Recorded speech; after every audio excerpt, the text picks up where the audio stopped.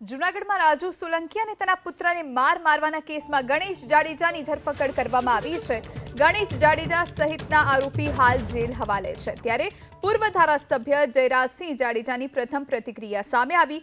જયરાજસિંહે સ્પષ્ટતા કરી કે આ ઘટના આકસ્મિક હતી, કોઈ પૂર્વ આયોજિત કાવતરું ન હતું। તો ન્યાયતંત્ર પર ભરોસો પણ તેમણે વ્યક્ત કર્યો। સ્વયંભૂ ગોંડલ બંધ બદલ જયરાજસિંહ જાડેજાએ સર્વ સમાજનો આભાર પણ માન્યો।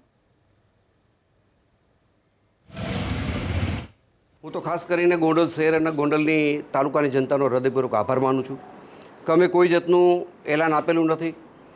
આમ છતાંય સ્વયંભૂ ગોંડલ શહેરે અને ગોંડલ તાલુકાએ જે રીતે બંધ પાડ્યું, જે રીતે અમને સમર્થન કર્યું અને શાંતિપૂર્ણ ગામ બંધ રહ્યું, એના માટે હું ગોંડલની જનતાનો, ગોંડલ તાલુકાની જનતાનો હૃદયપૂર્વક આભાર માનું છું। વિશેષ આભાર હું દલિત સમાજનો માનું છું કે અહીંના તમામ દલિત સમાજના આગેવાનો સતત મારા સંપર્કમાં હતા। દલિત સમાજના આગેવાનોએ મને ખુલ્લું સમર્થન કર્યું।